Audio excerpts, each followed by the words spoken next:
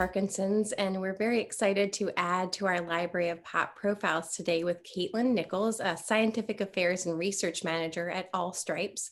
And our goal is to learn a little bit about her position and AllStripes and run through some questions and expand on our POP profile series. So Caitlin, thank you so much for being with us today. Oh, it's my pleasure. Thank you, Margaret. Sure. Well, tell us a little bit about AllStripes and their kind of overall mission and what you hope to achieve at AllStripes. Yeah, sure. So our mission at AllStripes Research is to unlock new treatments for people with rare disease. And this mission kind of came about from one of our co-founders, Ano, was diagnosed with a rare condition, NF2 or neurofibromatosis type 2, in his 30s, kind of out of the blue, no family history. And this condition actually causes tumors in your nervous system. And so he actually lost hearing in his left ear through this process. And he was a tech entrepreneur and was just kind of surprised and dismayed at sort of the siloing of data in rare disease, and really wanted to create a way for patients to be able to push treatments forward for their own condition from his own experience. And so he teamed up with our other co-founder, Nancy Yu, who was previously in corporate development at 23andMe, and they founded AllStripes. At the time was RDMD. We changed our name. And so what we do is kind of have a two-sided platform where patients can create an account, can authorize us to collect their medical records from all their facilities on their behalf. And if they want to, they can sign a research consent that allows us to do minimal risk research back into the medical records to understand symptoms, progression, things that are really helpful to understand the course of the rare disease. And so I help with that research process, and do is to help change the paradigm for researching rare disease so we can get more treatments faster to patients and families. Sure. And it probably empowers the people with the disease to be able to kind of be a component in the cure and in the research. That's wonderful. Absolutely. That's our hope. Yeah. Well, tell us a little bit about your background. Sure. So I have always been interested in science. I majored in molecular biology in college at Brigham Young University and also did a minor in editing. And so have always been interested in how we help everyone to understand science, not only scientists, but also community members and non-scientists as well. And so then I moved on and did a PhD at Harvard University in cancer genetics. And so even though I focused in cancer, I also was involved in some other activities during my PhD, including science policy and scientific writing. And so then from that, I did a short-term position at 23andMe where I helped to improve and create their health product. So for anyone who's a 23andMe customer on the health side, you can go in and see, are you a carrier for a certain condition? And so that was a little bit more of my introduction into some of these rare genetic conditions, and then came to work at AllStripes. Okay. You kind of led me nicely right into the next question. How did you kind of get connected with AllStripes, and what drove you? You kind of touched on it a little bit, but what drove you to working in the rare disease community? Is a difficult endeavor. So what kind of drove you to work in that space? Yeah. So I got connected with AllStripes when I was wrapping up my time at 23andMe. As I mentioned, our CEO was previously at 23andMe. Yeah. And so our research director, Christina Cotter, had reached out and started to share with me more about the mission. And I have always been interested in genetic disease, even though in grad school I focused in cancer. And so I was really interested in that at AllStripes we're coming at it from a different angle. My previous work had been in doing experiments or working with genetic data from patients. And AllStripes were really focused on using what's called real world data, or data that's generated outside of a clinical trial. So for example, in medical records. And something that drew me to the rare disease space is kind of a parallel to the cancer space. We think of cancer as a very common condition as it is, but there's so many different kinds of cancer. And then within that, one individual with pancreatic cancer may have totally different changes in their cancer that are driving it relative to someone else. So not all treatments work for everyone. Right. And both in my personal experience as well as in my time in grad school, I was able to see, the impact that Yeah. a life-changing diagnosis can have on a patient and on their families. And so, that is something that folks in the rare disease space experience as well. And so it's, an amazing mission to be able to work with people who are so passionate and who are fighting for themselves and their loved ones. It's really just a pleasure to bring my science background to help with that Yeah, mission. I bet. That's fantastic. Well, with the premise that aggregated health data certainly helps facilitate drug development, tell me a little bit about how AllStripes works directly with the drug companies to kind of facilitate gathering the data, aggregating it, and kind of working with those companies. So talk to me about that relationship. Sure. So there's a few different things that we could think about drug companies needing this kind of health data for to inform their therapeutic development programs. So, for example, in rare disease, sometimes the symptoms and the progression of the condition really aren't that well understood because there are so few patients with the condition. And so, from a drug company's perspective, say you're making a therapy for this drug, you'd want to understand, what are the most important symptoms that we would want our drug to alleviate for these patients? Is it seizures or is it other neurocognitive symptoms? And so, when we go into the health data, that's one of the things that we can help to collect is really, what are these most important signs and symptoms and progression of the condition can help drug companies to better design their clinical trials. Another thing that's important to drug companies is once they have this drug, how are they going to convince, say, Medicaid or Medicare or insurance companies to pay for it so that patients can actually have access? And so one of those things is just demonstrating, our drug actually does work. And so having the data on how many times a patient is falling and visiting the ER as a result of that, or other healthcare outcomes relative to folks who've been taking the drug to those who haven't been, can help to inform those conversations with folks that are actually paying for the drugs. So that's one thing that we would use that data for with the drug company. And then another one would just be, after a drug is already approved, there's a lot of post-approval monitoring that goes on to make sure that over time the drug is still safe and effective. Or maybe in a clinical trial, folks were on, a strictly controlled diet or other strictly controlled parameters for that trial. So does the drug perform well out in the wild with patients who, are in this carefully controlled environment? And so we can continue to monitor patients through their health records in that way. So kind of from the beginning to the end of the drug development process, that aggregated health data is something that we hope and have seen can inform therapeutic development. Yeah. Would it be fair to say, you touched on so many benefits of this, but would it be fair to say another kind of ancillary benefit is you're kind of negating a geography issue in that clinical trials are usually done in the clinic and there's maybe not a handful of people with a rare disease in a specific locale. So you're probably combating some geographical issues just having this online platform and being able to aggregate it in larger geographical areas. Is that a fair statement? Certainly, I think that's very fair, especially in the time of COVID when, it can be difficult for folks to access Yeah. their routine care. Even, traveling to a center of excellence could Yeah. be a very undesirable thing to do. Right. And so along with, mitigating that geographic factor, we hope that this can kind of in some ways democratize or help diversify cohorts because folks who have the resources to travel to centers of excellence, for example, there are other folks who may not have those resources. And so being able to allow everyone to participate Yeah. and really get more of a diverse cohort of patients, I think is something that can only benefit both the science and also just making sure that we're really representing everyone in the Yeah. community. Yeah. That's so wonderful. You're the kind of the core benefits and positives of all this are obviously wonderful, but to hear kind of some of these ancillary benefits of just having this platform in terms of touching different geographical areas, different people with different means. So I think there's so many underlying benefits that to this all too. So that's fantastic.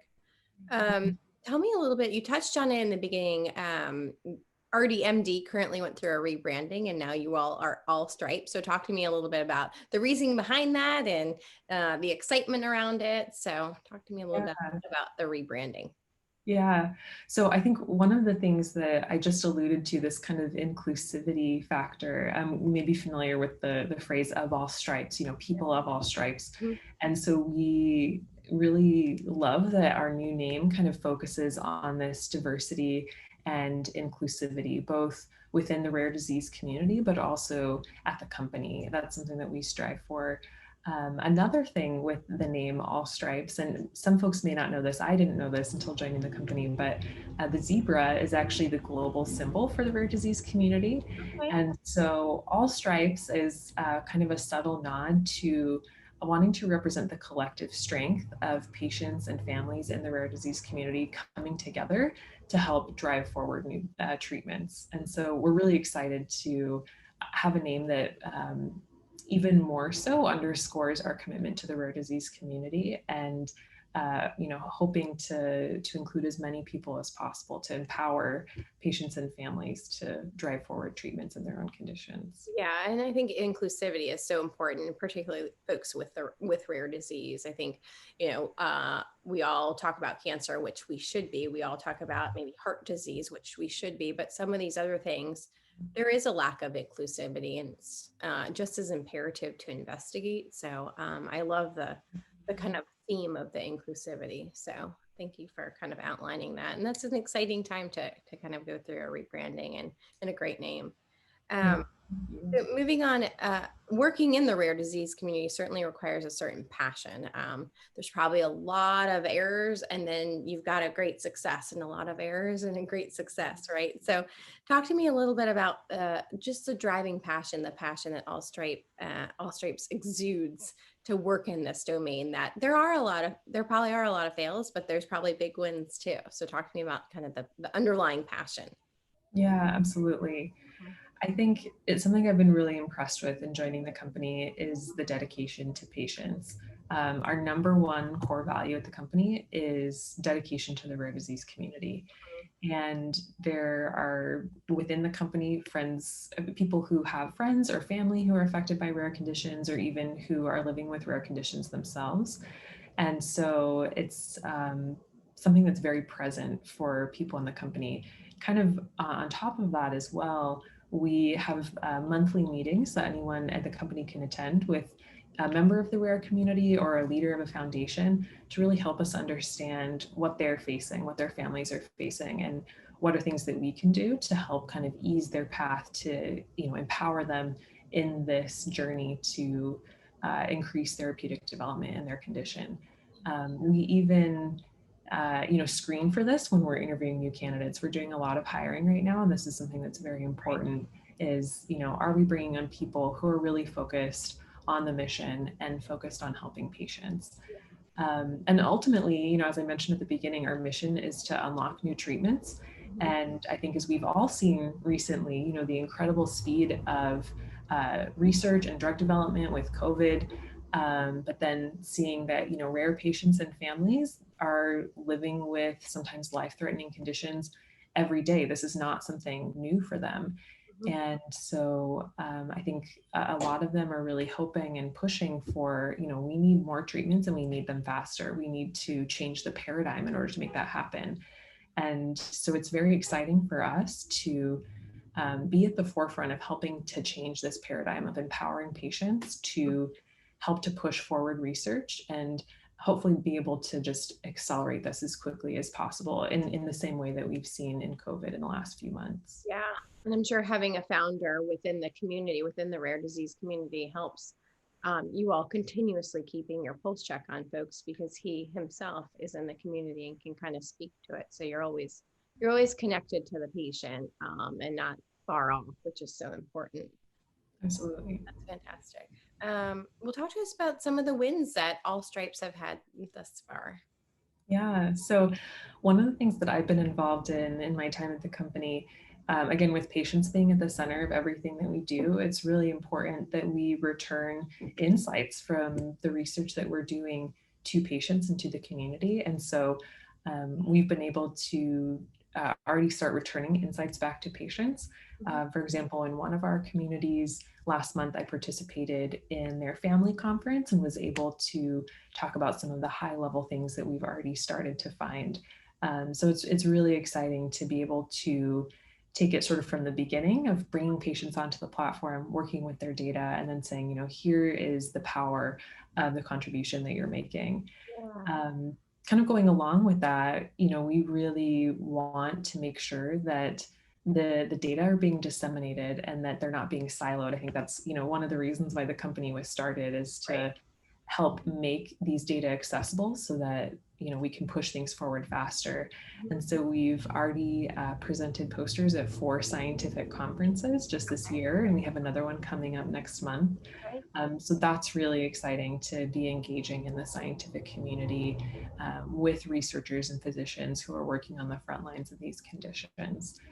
Another big one I would say is that we're engaging in research collaborations, both with foundation partners and with key opinion leaders in the space, to answer important questions in their conditions. So potentially having the impact of, you know, informing discussions with the FDA of, you know, you guys are focusing on these symptoms, but these other symptoms are actually really impactful to families, and we need to focus on those as well.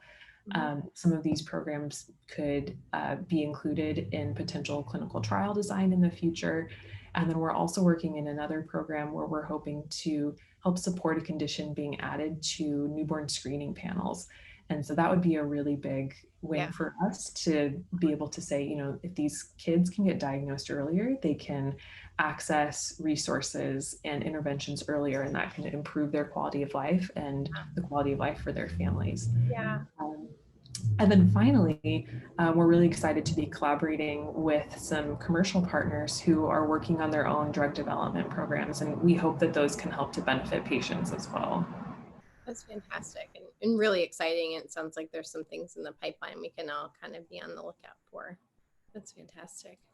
Um, well, what's the hardest part about working in the rare disease community? Yeah, I think, so sort of going back to my roots in cancer.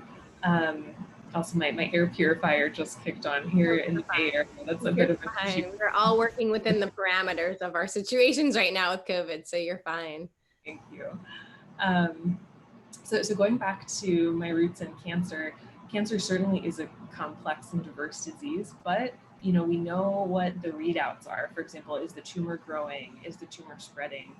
But when you're dealing with medical records for rare disease, that some of these diseases can be so complex and Mhm. so diverse that it can be really challenging to know what to focus on. Patients may have onset at different times, and those patients may have different symptoms, different progression. Again, working in rare diseases, sometimes, you know, just the small number of patients, it's kind of difficult to see what floats to the top as the most important things for us to focus on. With that being a really challenging part, I think it's also really exciting in that there's so much for us to learn. And so as we, you know, continue to push on these hard problems, that's another one of our core values, is steering into hard problems, Mhm. that we can really move the needle in ways that haven't been done before. So it's very exciting. Yeah, it's probably with each, and I hate to say rabbit hole, but you probably go down several rabbit holes, but each one there's the potential for finding commonalities. So I'm sure there's, you know, while it's challenging, probably not necessarily finding what you need down each hole, there's probably a lot of hope with each one in identifying maybe this will be it. Maybe we'll find a commonality or something that kind of floats to the top, like you suggested. Yeah, absolutely. And it's, you know, the nature of research is that, you know, you're doing things that haven't been done before, Right. but, you know, some of these some of the best scientific discoveries have come from total serendipity. Oh, yeah, for sure. You know, that's something that Yeah. we are already seeing in some ways, you know, things we hadn't expected floating to the top in the data. Yeah, it's very exciting. Yeah, and it's great to have that mentality and that attitude that that's okay. Like we're in it, and if we take those risks, and if we kind of think, be okay with thinking outside the box, and maybe not getting there in different areas, something will float to the top. So I think that's a fantastic attitude to have. That you guys are willing to kind of put yourselves out there to find the things that will float to the top, because it has to be done for this, certainly for this community. Absolutely. So, well, tell me where do you see AllStripes in a few years? What are your hopes and goals for AllStripes in the next few years? Yeah. I think our number one goal is to really make sure that our patient and participant community is engaged in the research and that they feel empowered and that they are really partners with us in our goal of unlocking new treatments. And so one of the things that we're investing a lot of resources in right now is not only returning insights, as I mentioned previously, kind of, in a community talk format or in, social media posts, but how can we do this more in real time? And so we're working on our platform. For example, now when participants fill out a demographic survey, if that's something they choose to do, and there's more than 10 people in their disease community at the time, they'll instantaneously get feedback on, here's what the rest of the community looks like in terms of, gender and some geographic breakdown. So we're really excited to keep pushing that forward to engage participants and help them to get insights back from the data.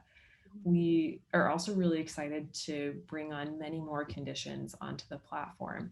With 7,000 rare conditions, there's so much work that needs to be done, and there's so many communities that could benefit from us learning more about the condition and helping to power drug development. And so we really want to bring on as many conditions as possible. Kind of going along with that, some rare disease communities, either the condition was discovered so recently, or maybe there's so few patients that they might not have any interest from drug companies in creating a drug for them right now. And so one of the things that we want to do in bringing together these cohorts of patients is we hope that that can help to spark interest on behalf of the drug companies to say, oh, there's data here, there's things we can do, let's investigate this. And so we're really hoping to kind of not just help diseases where there's already interest, but also some of these communities where there's not currently interest. Yeah. And then we really want to do high quality research and to share it back with the community. We're really looking forward to publishing our results with the broader scientific community, and then also translating those into community-friendly insights, so that again, we're sharing back to the community and helping to disseminate the data as much as possible. Yeah, you touched on probably some of the responses for my next question, but it dovetails nicely. What are some of the benefits that one receives when they kind of, I assume, create an account and move forward and submitting their health data? What would be a benefit, and what would be something that would prompt someone to say, yes, I'd like to participate in this and move forward with AllStripes? Yeah. So one thing for anyone that comes onto the platform, any patient or caregiver who signs up on one of our conditions, is that our operations team will go and collect all of their medical records on their behalf and digitize them. Sometimes, they're already digital, but sometimes they're pages and pages of handwritten notes. Yeah. And so the patients and their families can have access to those records, which, in the case of rare conditions, again, with being so complex, sometimes they can have a dozen or more providers. And so it's a real value to some of these families to be able to help them manage their care.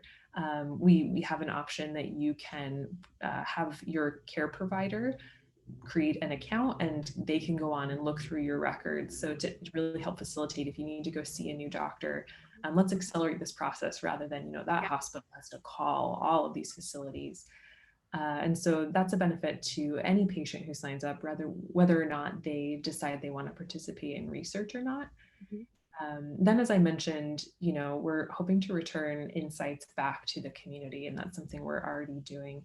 And so both taking things that we presented in posters and making them more digestible in social media posts and blog posts, and in real time in the product, being able to start to see, where do I fit in the spectrum of folks with my condition? What other symptoms are folks experiencing?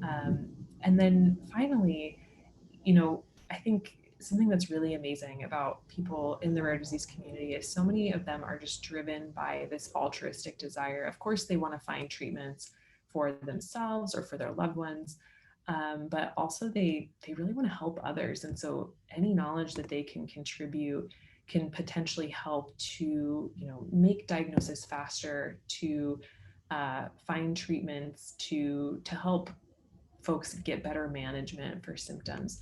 And so, yeah, any knowledge that people contribute is increasing the likelihood that maybe, researchers can find something that would help. Definitely. So two follow-up questions to that. What has been the response to the physicians who've been requested or asked to create an account and submit information on that patient? Have you received positive feedback and positive response from physicians? Yeah, so so there's two kind of separate parts. So when we contact facilities, we're usually dealing with their medical record office, and that's kind of a routine process that they go through with getting called by another provider. And so that's, for the most part, pretty easy. Yeah. One thing I will say is for individuals who have passed away, a former caregiver could also create an account on behalf of that person, to kind of honor their memory and Okay. contribute to study of that disease. And so, in the event that, because facilities do have data destruction policies, Yes. if it goes beyond 10 years in the past, sometimes it can be challenging to get the Sure. records because they've been destroyed by the Sure. facility. Mm-hmm. But for folks who have invited care providers to create an account, I think the response has been positive. That it's a really powerful thing for clinicians to be able to see all these data, and they're organized in a timeline, so and classified by the type of document, cardiology, neurology, procedures. So you can really kind of sort through in a way that, if a patient just brought a binder, here's all of my records, it would be much more challenging to go Yeah. through them. So Mm-hmm. yeah, hopefully it's been helpful to clinicians who are accessing them. Yeah, it sounds like it's a lot more malleable in terms of being able to manipulate data and move it versus a binder of paper where it's a little bit more stagnant and less conclusion finding. Exactly. Right. And then the other follow-up question regarding this information, we touched on kind of time span. So if someone's hesitant to do this because let's say they've had the disease for quite a while and they're worried that maybe 5 years of information would be too long to submit. Talk to me. Are there any time restraints in terms, or you'll just take everything that you can get as far back as you can get it? Yeah, so usually for adult conditions, we're requesting. I'm not sure I understand. Oh, my watch is talking. Go ahead. Oh, you're fine. We're requesting 5 to 10 years before the date of diagnosis. Okay. And so the nice thing about the way that the platform is set up is the patient could say, I was seen at Stanford Hospital, I was seen at MGH, and then we will call them and track down their specific doctor. So we really try to make the burden on the patients as light as possible. Sure. Sometimes our operations team will call the patient and say, okay, now there's 2 Dr. Smiths, and help us figure that out. Help us.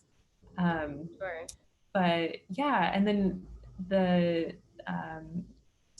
other thing I would say is, any amount of data is helpful. Of course, we want, as complete of a picture as possible, but in the event that some data has been destroyed or, there's some things there, it really is just helpful, as much as possible. As we were talking about before, we never know what insights we might find. And so for anyone who's interested, we would point out that, just all of those things. Yeah, that's fantastic. I don't think I knew that you all did so much of the legwork, and it's nice to give the patients that information in terms of you're not alone, you're not muddling through the system. You've got someone who's helping and reaching out to doctors and almost your partner in this as you submit the data. So the fact that you guys have that bench to support the people and support the patients who are participating is pretty awesome. Yeah, and that's, especially where all of our lives are so busy, and then thinking about folks who are managing a chronic condition, or being a caregiver for a family member, they have an additional burden, and so we don't want to add to that. We want to make it as easy and as simple as possible. Yeah, that's great. We talked a little bit about geography, um, but talk to me about AllStripes, just scope in general, because can anybody in the United States participate? Can anybody around the world participate? So talk to us about your scope. Yeah, so currently patients who live in the US or Canada can participate. Okay. We also just received approval to expand our programs into the 4 nations in the UK. And so we're going to be doing that before the end of this year, which is very That's exciting. awesome. Yeah. And as you can appreciate, the regulatory landscape and different countries' rules around accessing data, around performing research with data can be very different. And so we do have to take it on a country by country basis. But again, going back to our value of inclusivity, we're looking to expand to allow as many patients as possible who want to contribute to be able to do that. And so yeah, we're actively hoping to expand geography. For patients who are not in the US or Canada or even in the UK now, they can create an account. We just won't be able to collect their records or to perform research on the records. But creating an account is a good idea if people are interested, because then we can be in touch with them if we do expand into their country in the future. Okay. That's fantastic. Well, for those in the rare disease community who want to participate as a patient, how would they get in touch with AllStripes, and what would be the next steps that they should do? Yeah, so patients could visit our address or email, or excuse me, our website, which is allstripes.com. Okay. If they scroll down, they'll see a list of conditions that we are currently hosting on the platform. If the condition isn't there, there's a link that they can click to get in touch with us to say, here's my condition, here's my contact info. They can also reach out to us over email at support@allstripes.com, Okay. and a member of our community team could reach out to them and either chat with them about bringing their condition on the platform, or walk through the process with them over the phone. Yeah, and so we are definitely always looking to hear from folks who maybe are wanting to get their community involved, and so anyone who's interested, again, could reach out to us at support@allstripes.com. We'll certainly put that information out there as well on our side. And lastly, I would be remiss to ask: is Parkinson's disease something that folks can submit data for, being Parkinson's driven in our world? Yeah, we currently don't have Parkinson's as a condition. We do have a Parkinsonism related condition, which is progressive supranuclear palsy. Yeah. A lot of folks with that condition are actually diagnosed with Parkinson's or a Parkinson's like condition before they're diagnosed with PSP. That's a condition that we're working in one of our commercial partnerships with a drug company called UCB to help support their clinical trial program.